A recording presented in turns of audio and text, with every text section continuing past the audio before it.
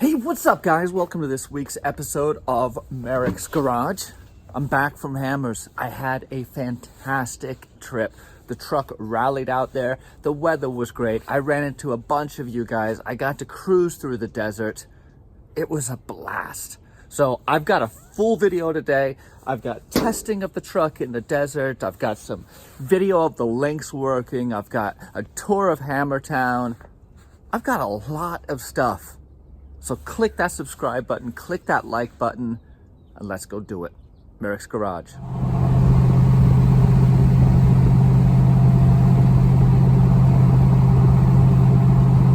Holy cow, is it cold. Doesn't look it, but it's freezing. So I am adding layers upon layers upon layers upon layers. I'll put my snow gloves on here in a second. Now, I did plan ahead because I've been before and I know it can get really cold. People think of the desert and they think heat. Desert in the winter is, oh dude, it's probably gonna be in the 20s tonight. And I'm sleeping in this thing. Anyway, I'm about 30 minutes out. Truck's running great. Yeah, I'm stoked. The suspension's starting to settle a little bit, so I'm gonna have to do some adjustments on some of this stuff, but apart from that, everything's rock and roll. Dude, we're here, made it to Hammers. Gonna go cruise around Hammertown. Dude, the truck handled it like a beast though. That was awesome. Really stoked at how it did coming here. Let's go check it out. The 4400 class is the showcase for all the latest technology. Being an unlimited class means that anything goes. IFS, IRS, solid axle, single seater, forward cabs, you name it, it's going to be on display here. And here we're looking at the Gomez brothers. The Gomez brothers, all four of them brought out a rig. They had four of these single seater forward cab trucks, and they are awesome. Super cool design, really truly form over function over form, I should say. They're just built to perform, built to go fast, and built to destroy rocks. Great builds. The chaos that is King of the Hammers is one of my favorite parts. It's just trucks everywhere, like awesome trucks. But there's a ton of these scooters now. Scooters, razors, whatever they are called. They're everywhere too. But this place is special, man. This is a lot of fun stuff. I really enjoy coming here and checking it all out. Still the biggest one out here. I freaking dig this truck. Who else is running Baja Claws? That's awesome.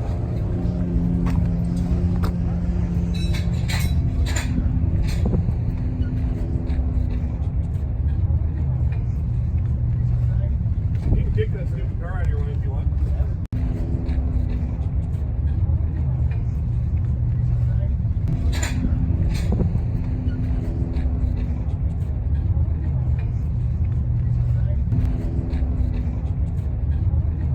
One of the things that makes Hammers so special is it's first and foremost, it's King of the Hammers. It's the 4800, 4400 class, Everyman Challenge. It's all that. But on top of it, everyone just brings out all their cool stuff, all their new stuff, all the stuff they've been building. So, I mean, you've got everything here. You've got old school Willies. You got a freaking swarm of the Can-Ams and the Razors and all that. And then there's about 6,000 Jeeps. It's just everywhere. There really is just tons of stuff out here. The National Guard comes out and checks things out. Yeah, so let's go get in the main pit area and I'll give you guys a wander round. We'll see who we can meet and who we can harass. Let's go get it.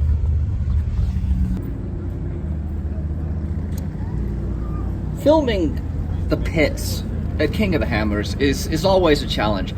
You turn your head and there is an awesome truck.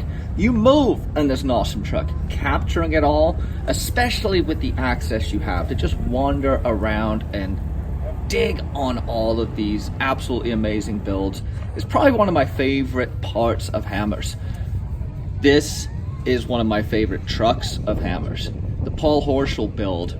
This is his new rig for the year. It's a big boy, but the level of fabrication, the quality, the attention to detail, the ingenuity, and the fit and finish put this ahead of the pack for me.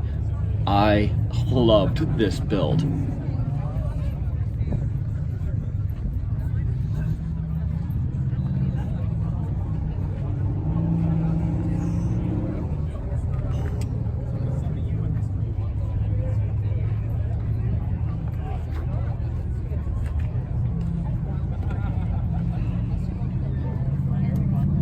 This right here is what makes hammers so awesome. A linked old school Suburban. Are you kidding me? Right next to Casey Curry's 2-time Baja 1000 champion winning Jeep. Now, he hasn't had the best luck at the hammers. Maybe this year will be his year. This is definitely a really sweet build. Done well, retains a lot of the traditional lines of the Jeep, which is kind of what attracts me to it. It has more of a look of a factory vehicle. I mean, I know that's a stretch, but you kind of get what I'm saying. It looks like you could drive this thing on the freeway. Now, this guy, on the other hand, the forward cab of Shannon Campbell's, I don't think so, but that doesn't matter. It's still one of the most beautiful and really striking vehicles out here in pit row.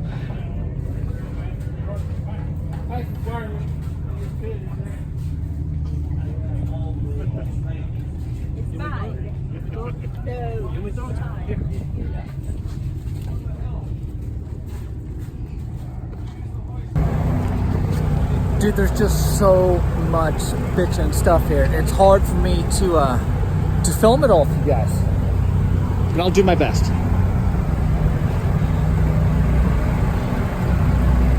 The bomber car of Randy Slauson, a former King of the Hammers winner and a guy who's always in the hunt and most likely the top 5. A unique truck, very fast in the desert, and a great build. And a rock bouncer. This is the rock bouncer that won the shootout. I don't know if you guys saw it in the video online, but this thing literally monstered up the King of the Hammers shootout course in like 25 seconds. It was something to behold. Not that surprising when you get close to it and see just how built this thing is for one purpose: destroying rocks.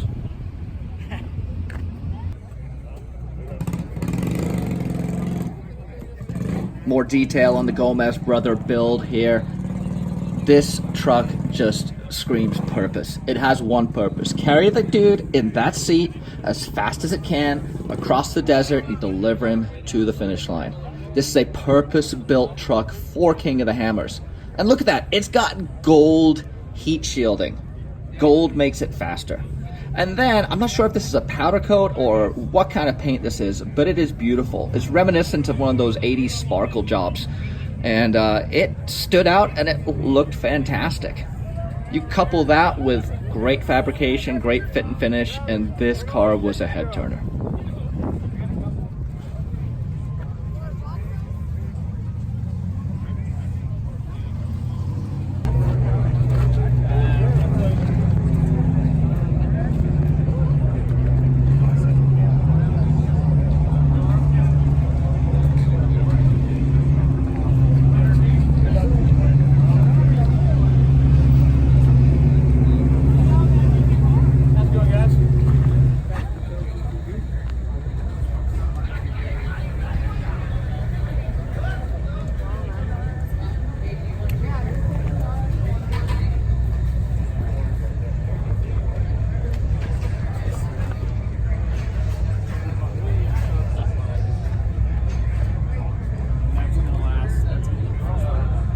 Not only are you going to be finding the coolest rigs out there, but they're driven by cool guys who hand out free stuff.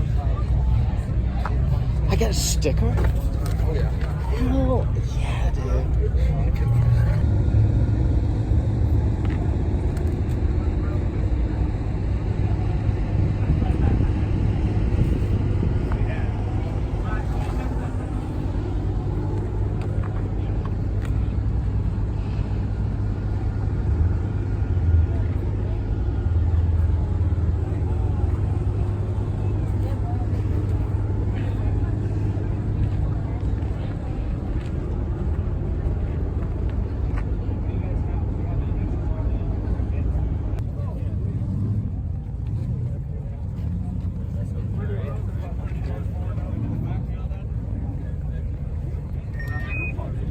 And here we have Eric Miller's Ultra 4 build. I have a soft spot for this truck. There's just something about this build that I love. I mean, I'm a solid axle guy myself, so obviously I love that this is solid axle. It looks like a Hammers truck. It looks like this is the kind of truck you would build if your full attention was on winning King of the Hammers. It just has that feeling about it. And as a result, Eric has had a ton of success. He's a two-time King of the Hammers. He's come second a couple times. I expect him to be pushing hard up in the front tomorrow. This is an awesome build. Driven by a cool guy who comes all the way from the other side of the country to get here.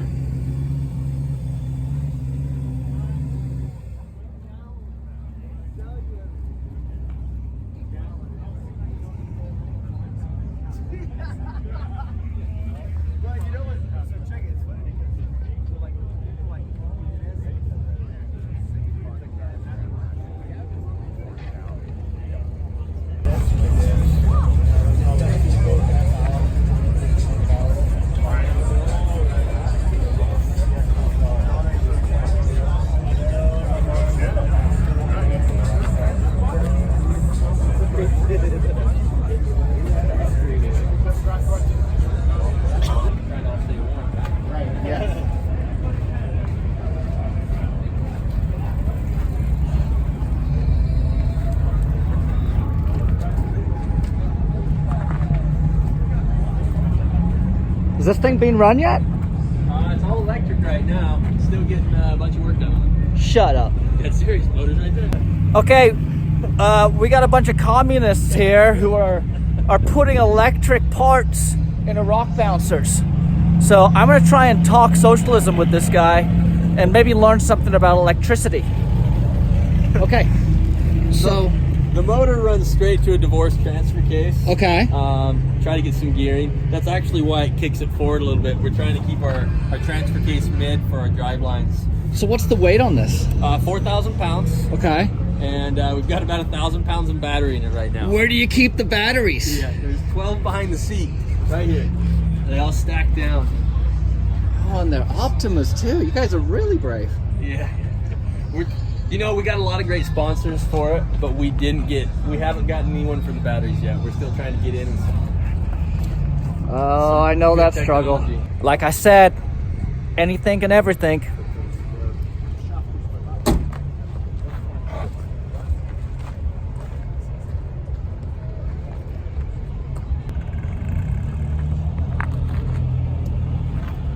This was the year that the trophy trucks arrived. There was a trophy truck, or Desert Invitational. I think it was on Wednesday or Tuesday. I would have loved to be here to see that. I've never experienced the Baja. I've never really been in the desert truck world. So seeing them up close, checking them out was really, really cool. It's a great addition to the whole vibe of Hammertown to have the big dogs, you might say, the trophy truck class out here showing us what they do best, which is just destroying things at high speed in the desert. And I'm talking massively high speed. These guys are capable of some insane stuff, and seeing all the intricate suspension and technology in them vastly grew my appreciation for not only the sport, but the guys in it and building these things.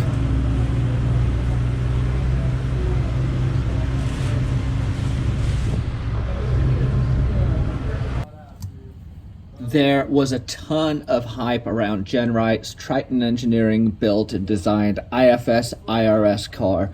This was a radical departure. This is a one-of-its-kind build, and a direction that it looks like a lot of the Hammers cars are moving. IFS has definitely proven itself as a legitimate suspension design out in the desert. And now we're seeing more and more guys considering the IRS solution. It's going to be very interesting to see the technology development and the direction of the builds moving forward. This is a test bed for development, suspension, engines, handling. A lot of what you see here is going to slowly trickle down into the cars we drive daily. That is a soft tire. Thank you. Appreciate it, guys. Take it easy. Looks good. Right on. Thanks. We're down at the, what tent do we have? This is a Vision tent. It's my buddy Corey and Cameron. These guys are running crew with Shannon Campbell's team. But this is the Black Ops 4x4. It's totally ridiculous, but that's what makes it extra specially awesome. Look at this thing. Yeah, because you totally need these tires.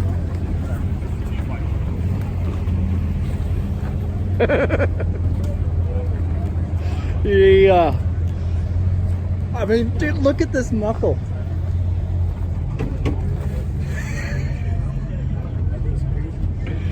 Oh, jeez. And they chopped it too. That's what I love. Very cool. I was stoked to have the opportunity to hang out with a good friend of mine who happens to be one of the mechanics for the Campbell Racing crew. So a little bit of behind the scenes for you guys on what goes on the night before the big show. It was about 7 o'clock here on Thursday night. The trucks were getting finally gone over and just having everything checked for the final showdown in the morning. Now, the atmosphere in here was great. I mean, I'm sure it's stressful, intense, but really cool vibe, really cool crew, really welcoming, and just it's cool to see the grassroots and the corporates kind of start to connect. I mean, you've got a massive corporation sponsoring a team that is run by an awesome off-road family. It was a cool place. I'll stop talking and let you guys just enjoy all this eye candy.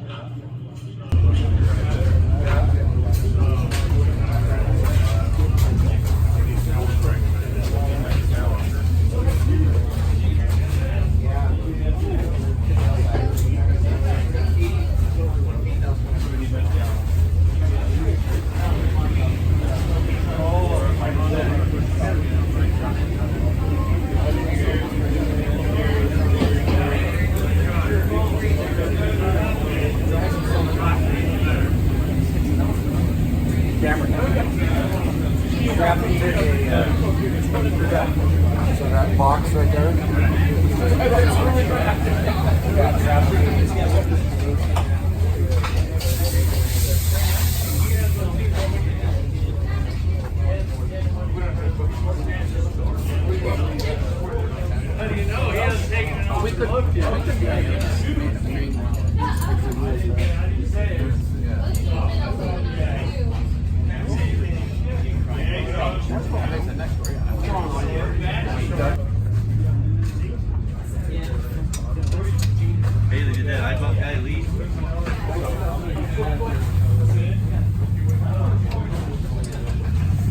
What are you doing?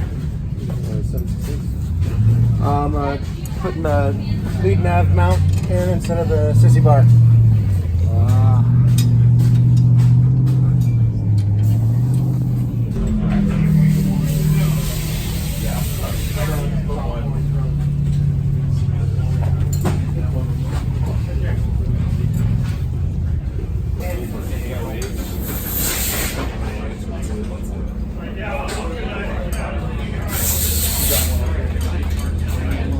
Yeah, I'm gonna read from this so I can just dump it in another one.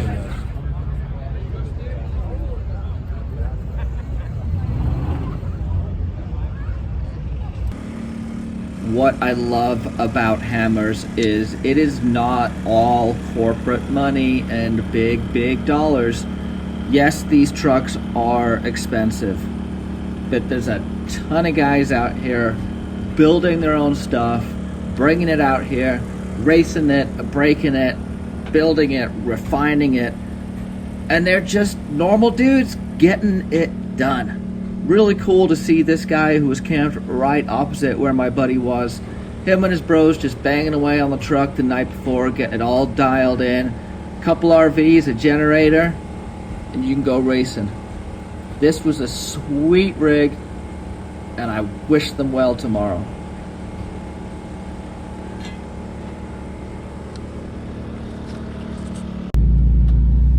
So what,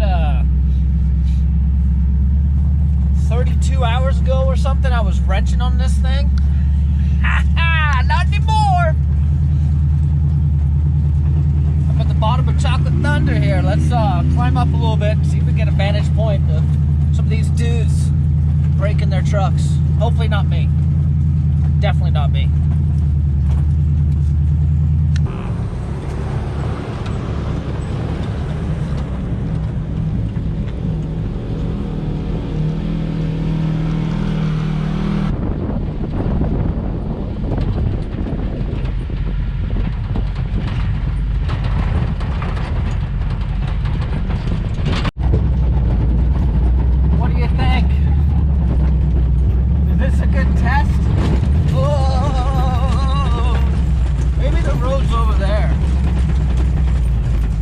Okay, it's not that late, but I'm tired. I'm out in the desert. There's beautiful stars everywhere. Truck is running well. Here's what's cool. I have some rattles. They're nothing significant, but I have some rattles. Some lightweight stuff is just like rattling. I gotta just figure what that out is. But when it starts getting heavy, like when it's going through whoops and I can actually feel the suspension starting to work and the bumps starting to hit, it's amazing. Really is a very, very dramatic change. The front was, but having them work in harmony, and I haven't even begin to tune them yet. Pretty cool. So, yeah, I'm gonna crawl into the truck and go to sleep. Or maybe I'll sleep inside. I haven't decided yet. We'll figure it out.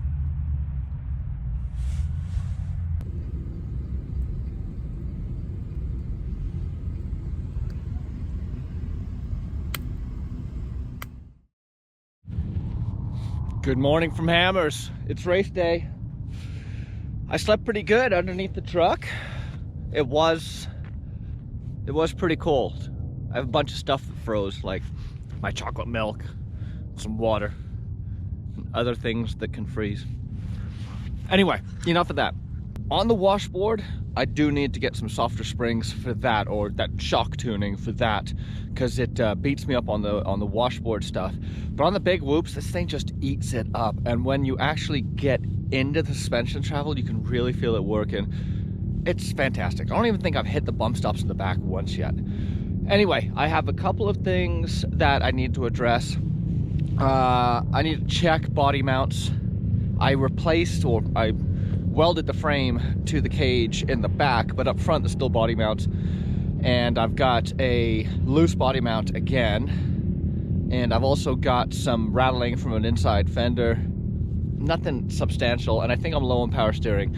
But I'm gonna dive under, spend a few minutes under here just staring at it, trying to figure out if there's anything I can address. And then we're gonna go see what's going on. Okay, this is a pretty sweet feeling. I'm here. The truck's running great. And I'm here. I drove it about 4 hours yesterday on the freeway. I finished building it like literally less than 24 hours before I left. And it's really rough. You guys know where I got to. So it's really rough, but it's held up fantastic. I mean, even considering it hasn't been driven for 6 months, everything up front is great. I'm stoked.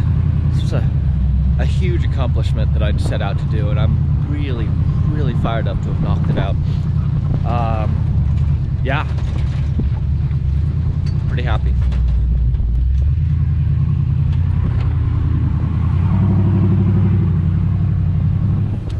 So BF Goodrich has done an awesome thing this year. They've got a garage where you can come in, basic tools, guys to help, and my springs have started to settle a little bit.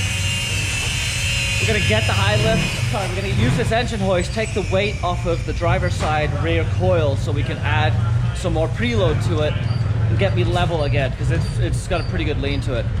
Shout out to BFG, this is pretty cool. Hey, my buddy John at BF Goodrich Tire helped me get this thing set up. John, what's your website? What's your company? JG Motorsports. It's at JG Motorsports 91 on Instagram. Yeah, well, I'll throw that up in the comments down below. But we got the ride nice and level. We'll see how long it lasts. It's gonna settle some more, but engine hoist and an extra pair of hands. Boom. Thanks, brother.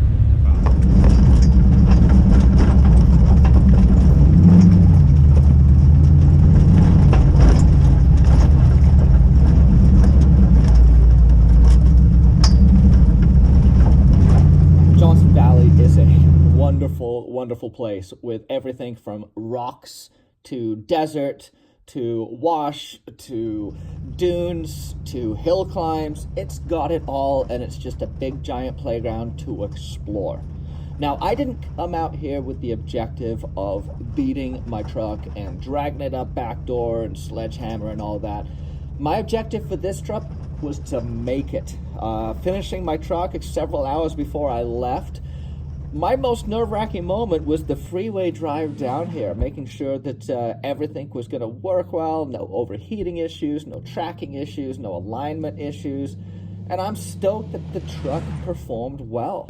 I got braver and braver throughout the time I was there and started pushing the truck through some of the whoops. The whoops, it did substantially better than anything else. With coilovers, you're gonna have tons of opportunity for adjustment, whether it's spring rates, whether it's valving, whether it's preload, whether it's charging and pressures. You've got a ton of stuff to consider and tweak with.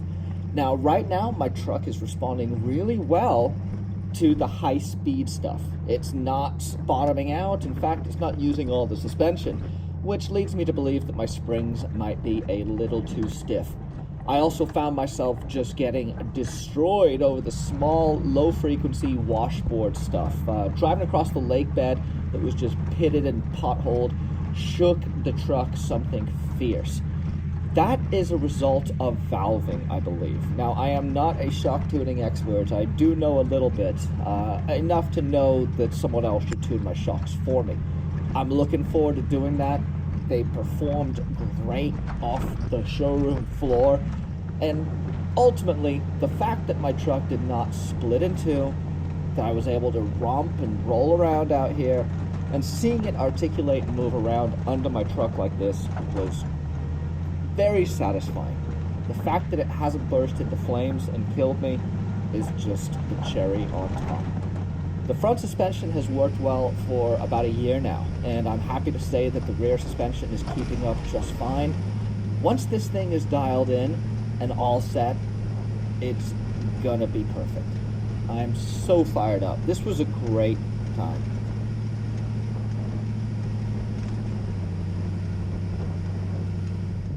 Out here on the Hammer's course, just moving from spot to spot to check out the racers coming through different areas. This is motorsport, man. Huge, huge motors, big power, big tires, big rocks, big desert, big speed, big crashes. It's awesome. Beautiful weather too. We got lucky on this weather. Yeah, so I'm gonna go cruise and hit a couple more spots and then get down into Hammertown and see if I could connect up with some of you guys.